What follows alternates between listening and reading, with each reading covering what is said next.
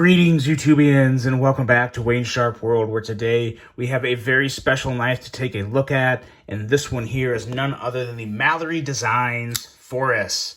Now, before I go any further into this review, I'd like to thank you guys for tuning in today. If you like what you see, please do me a huge favor, hit that subscribe button, follow along, and I will continue to bring you the content.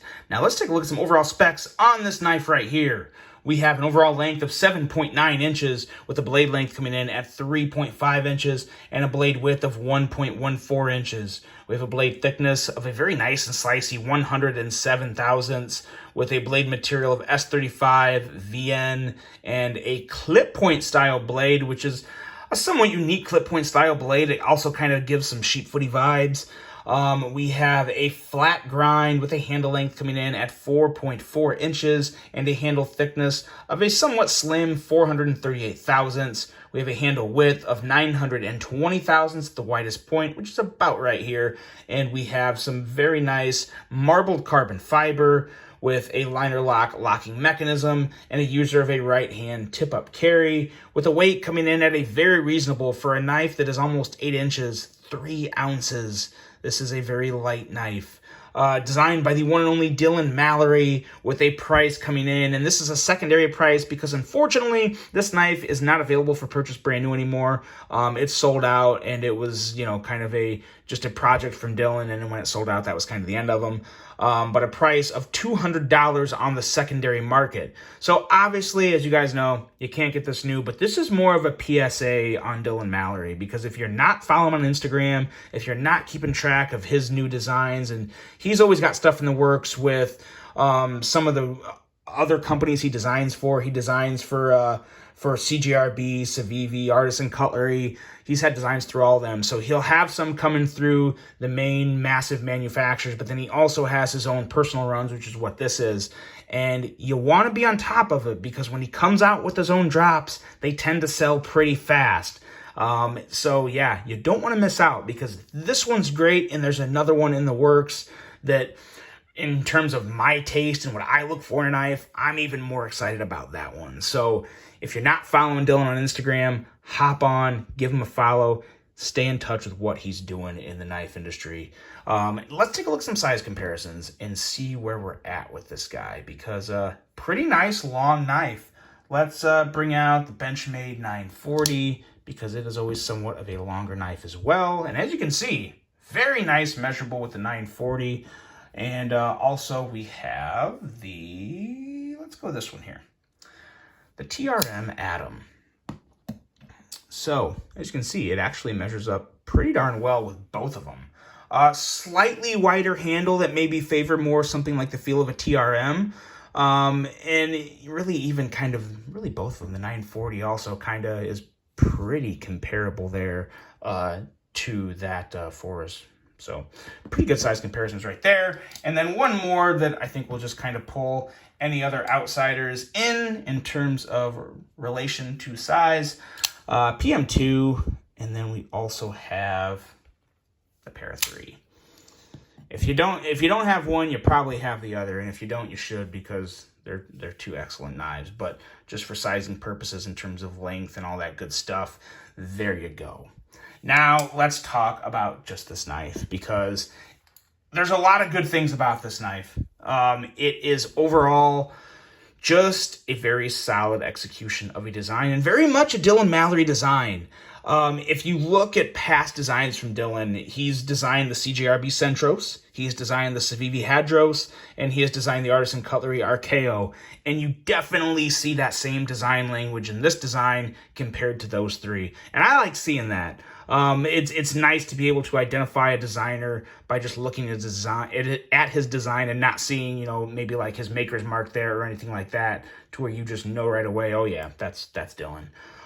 You do have a very nice blade on this. It's a wider blade with a really high flat grind, almost a full flat grind, and a nice slicey edge at 21 thousandths. And some people may say, oh, 21 thousandths isn't that thin. I agree, it's not the thinnest edge in the world, but at the end of the day, in terms of sliciness and kind of what I consider to be slicey, for me, this is a slicey knife. So disagree if you want, but I think the combination of that thinner blade stock and that nice finish on the edge makes, and the very, very high flat grind makes for some pretty good cutting geometry and a nice tip too. Not too thick, not too thin. I say it a lot, but you know what? I enjoy a good tip because you're using the tip of your knife more than probably any other part of your knife. And that's very true, especially for me when I'm just opening packages and opening bags of stuff and, you know, slicing cardboard. I guess you're going to use more the middle of the belly. But for me, the tip is one of the most used parts of the knife. So it's very important to me to identify something like that.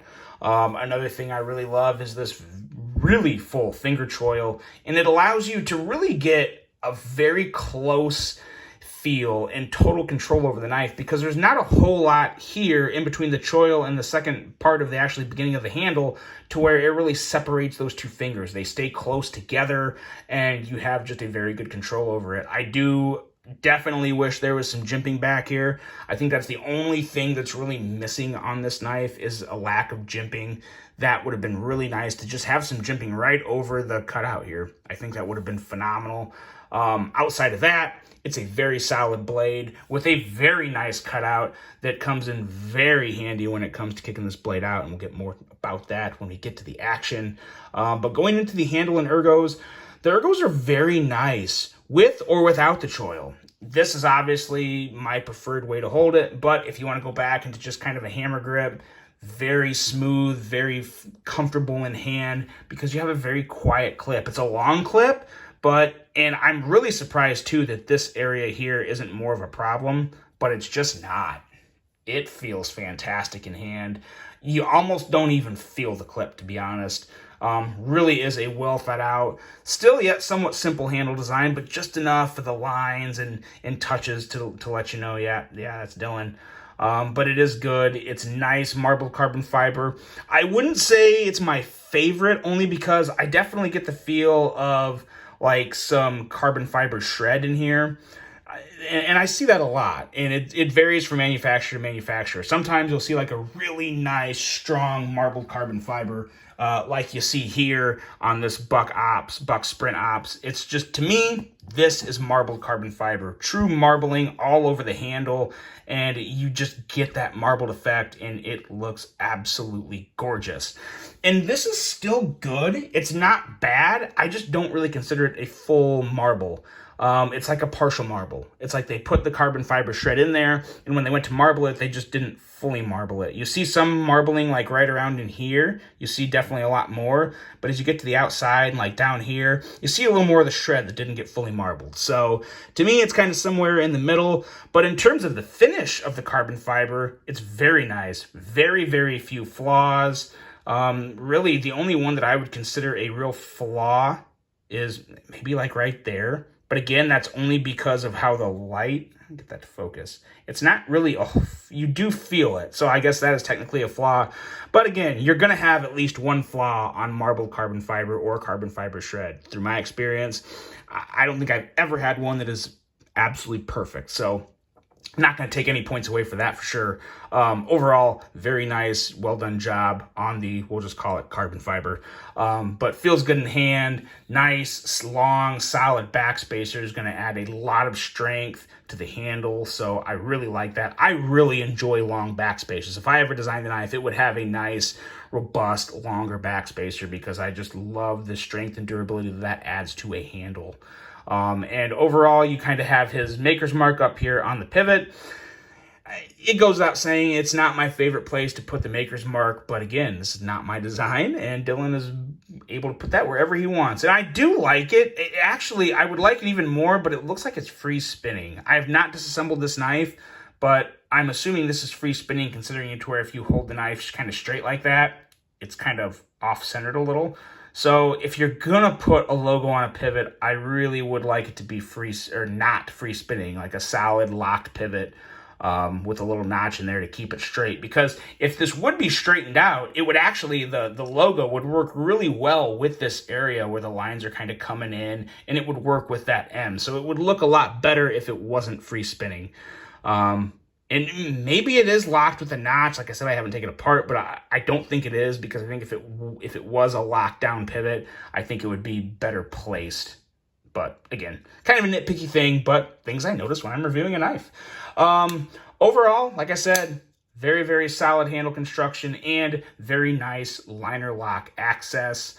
It has that nice little bevel there, which makes it really easy to just break it and bring the knife down. As you can see, super, super smooth. Ooh, caught myself there a little. Very smooth action on this blade. Very, very enjoyable. With that choil, though, like you just saw, you want to be careful when it comes down because sometimes that point can hit your finger there a little. If you're not careful, it can nick you. But at the end of the day, I think anyone that handles a lot of knives kind of knows that. Action. When you get into the action on this knife, the middle finger flicking action is pretty darn phenomenal because it's a nice, long, wide cutout. And of course, you actually can slow roll it, which is okay. I mean, something with a cutout this good, I don't think you're going to see a lot of people slow rolling it unless you're in an area where maybe you just don't want to do that. I'm kind of past that. I don't really worry about that anymore. But this cutout is very nice if you're all the way at the bottom, and it's also very nice if you're all the way at the top. It just works. Obviously, the middle or the bottom is a little more favorable. I think then that's just because of how you originally place it in your hand. If you have it all the way up here, you may have like pulled it out of your pocket awkwardly, but still to have that freedom to just flick it out wherever is very nice. And just a very, very nice, usable, enjoyable blade cutout.